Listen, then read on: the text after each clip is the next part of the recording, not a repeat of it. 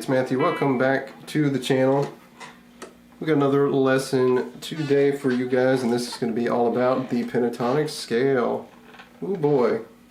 The tried and true method all guitarists use for learning how to play, how to navigate the neck. It's the most cliched thing in the universe for guitar players. Everyone knows their pentatonic scale. So we're going to be talking about how to learn all the different positions and remember them. Some of you may be familiar with the box method, you know, box 1, box 2, whatever. I actually don't know them very well because I don't think that's a very intuitive system to just have them be numbered boxes 1 to 5. That doesn't have any context for anything, and it doesn't really make a whole lot of sense if you're a beginner. You might be wondering, why are they called boxes 1, 2, 3, 4, and 5? And, well, nobody really knows, I guess, because, again, no context for why it's called that. Now, of course, before we get into more of those mechanics, we're going to do a quick review of the pentatonic scale. You guys should be pretty familiar with that. We got our first spot here in the key of A, because this is where you usually start for learning the pentatonic scale.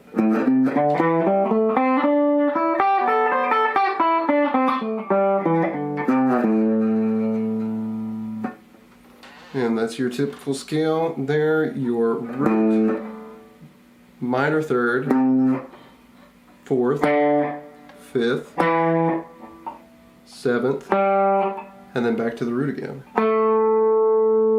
And then you repeat that as far down the neck as you can, and then come back up in the same pattern.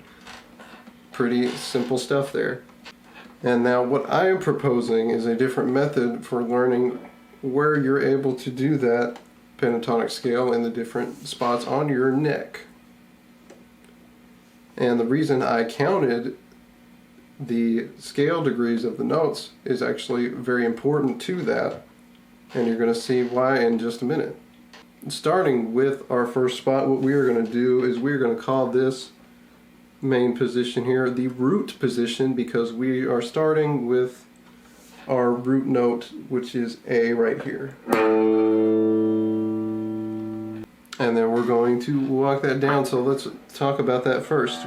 So we're going to be starting with our root note here, that root A, on the 5th fret, so first finger, 5th fret of your E string here in standard tuning. And then 3rd finger or pinky, whichever's more comfortable, to the 8th fret. Move down to the A string, index finger on the 5th fret of that. 3rd finger on the 7th fret of the A string.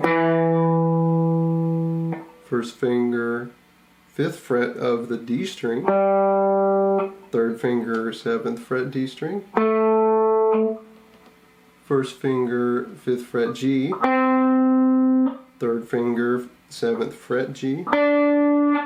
And then 1st finger, 5th fret B. And then 3rd finger, 8th fret.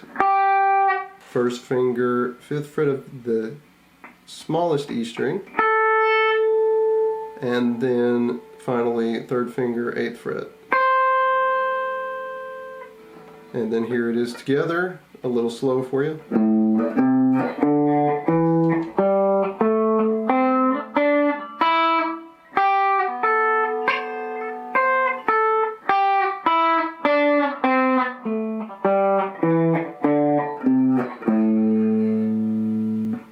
And there it is. I did use my pinky there. Sometimes that's more comfortable to do. Sometimes you want to do the 3rd finger. Doesn't matter really what fingers you're doing. Whatever is comfortable for you. Pretty easy. So now this is where the method takes the departure from the standard box method, because we are going to go up here to our next position, which is going to start on the 8th fret of the lowest E string. And what we're going to call this, the 3rd position of the pentatonic scale, because we are starting with the 3rd note in the scale of the A minor pentatonic, or the A minor scale, I should say. So this is going to be a slightly different pattern. What we're going to do here, first finger, 8th fret, E. Third finger, 10th fret of the E. First finger, 7th fret of the A string.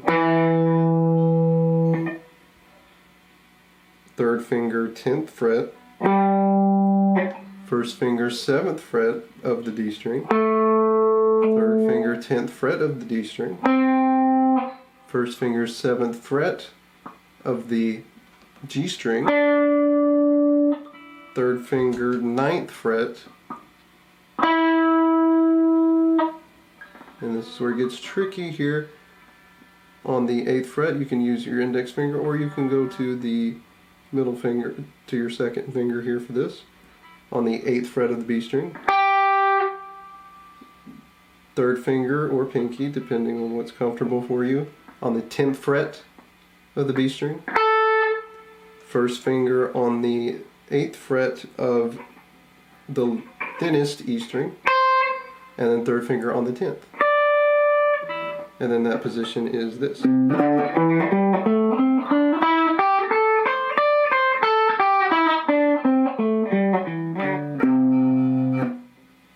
And there it is for you, and then our root note is over here in this position on that 7th fret of the D string. So moving on, you guys are going to see a theme here. So if you count that again, you see we're moving through the scale, starting with that 3rd scale degree, and then if you count it, then you get 3rd, 4th, 5th, 7th, root again, and then your 3rd. That's how we do that. Moving on, you can probably see where this is going. We're going to the 4th position of the pentatonic scale, because we are starting on the 4th scale degree again. And so going to our 4th position is first finger on the 10th fret of the E string, third finger on the 12th fret, first finger on the 10th fret of the A string, third finger on the 12th fret, first finger on the 10th fret of the D, then in 12th fret. Then we get a little freaky here. We're going to move our index finger back here to the 9th fret of the G string, then third finger on the 12th fret, move up a fret here, first finger on the 10th fret of the B string, third finger on the 13th fret, and then first finger on the 10th fret, and then third finger on the 12th fret. And then that's going to sound like this. And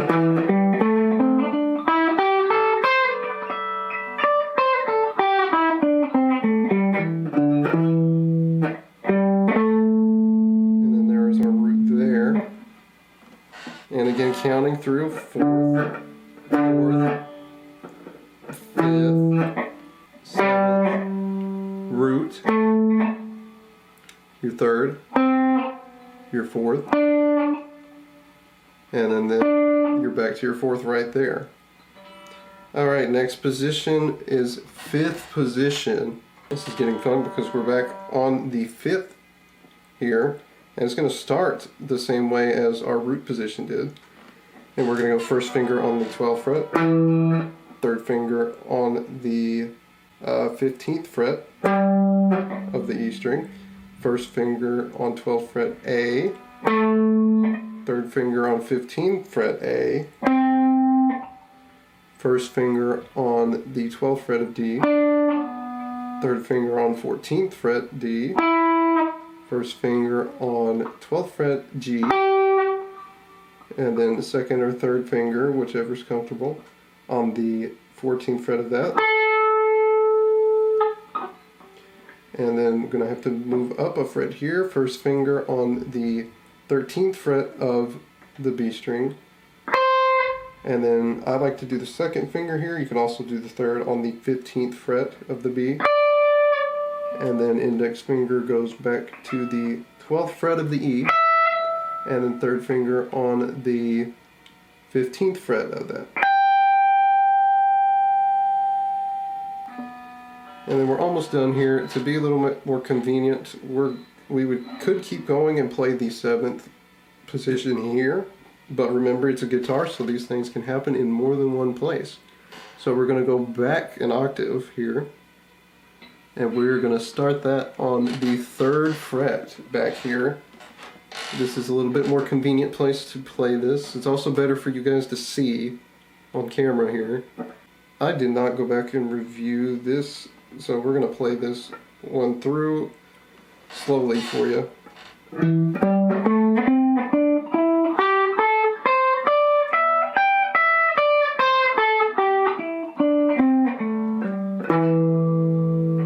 And now we're going to go back over here to our 7th position.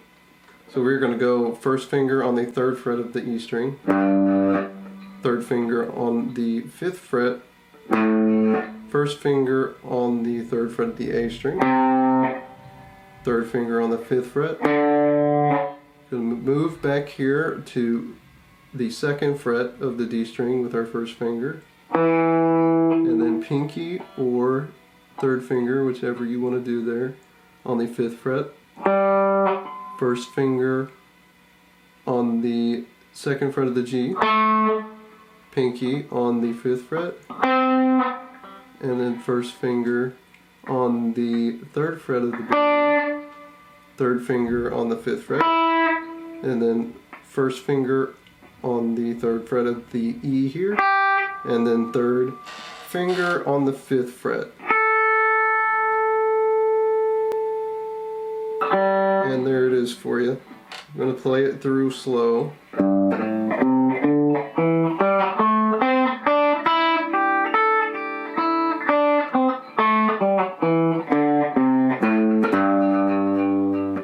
And again, on this one, the finger position can be kind of important because it's going to affect how quick you can actually play through it. You need to pay attention to that when you're going through it and figure out what's most comfortable for you so you can do it quickly. Sometimes I find just the 3rd finger all the way without the pinky is faster for me.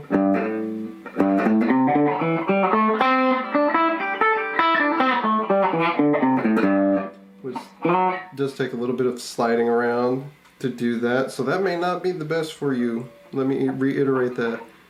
Do these with whatever fingering you want to figure out which one is best for you going through that. Again, let's review really quick what we just did. We're going to go first position right here.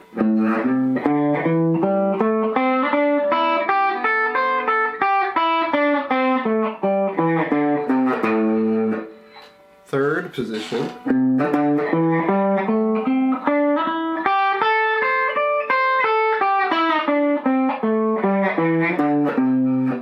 4th position.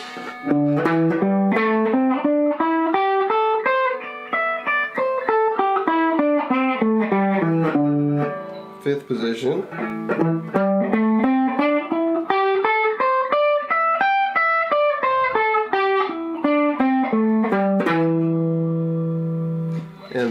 7th position.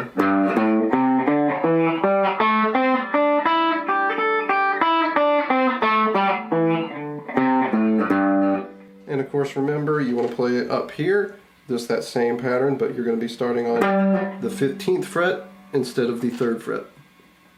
And then 5th position, you can also do that open, in the open position over here. And that would be like this. So open E, 3rd finger on the 3rd fret, open A, 3rd finger on the 3rd fret of that, open D, 2nd finger on the 2nd fret, open G, 2nd finger on the 2nd fret of that, and then first finger on 1st fret of the B, 3rd finger on 3rd fret, and then open E, and then 3rd finger on the E. and then that would be like this.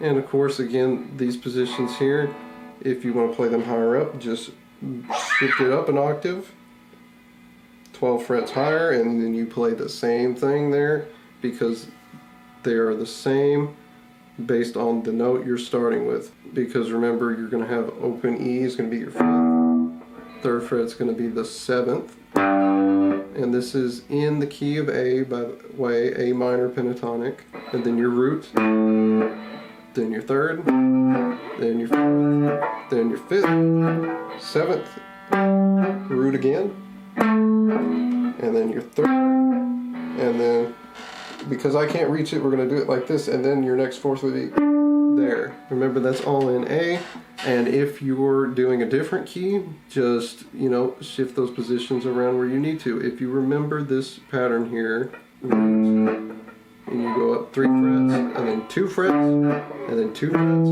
and then 3 frets. If you remember that part of it, you can switch this around to any key, and it'll work just fine. Now you might be wondering why we want to do it with that method, or why I like this method better. It's because it gives you context to what the notes in the pentatonic scale are doing.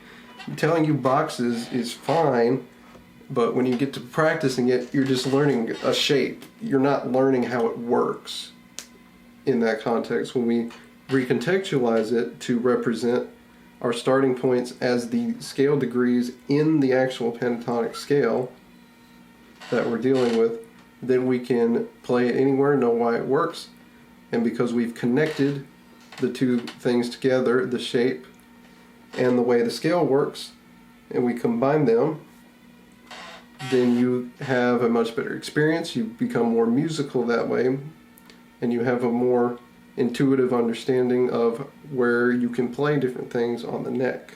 And to me, that just makes a lot more sense when you're a beginner early on learning it that way. If you're not as familiar with the scale, it can take you a minute to figure out the notes and the numbers with them and all that, but once you get it, then I think it's a much better learning process for you later down the road, and you can really start developing that into a very useful skill. And then you can expand your scales from there and start adding different notes, which we can talk about in another video for now, since we're just focusing on the pentatonic. But anyway, I just think this is a superior way to think about learning your pentatonic shapes. And with that, I hope you guys enjoy the video today. This was a pretty fun one, pretty informative, I hope, for you guys. Don't forget to subscribe and click that notification bell. And I'll see you guys next time for another video. Goodbye.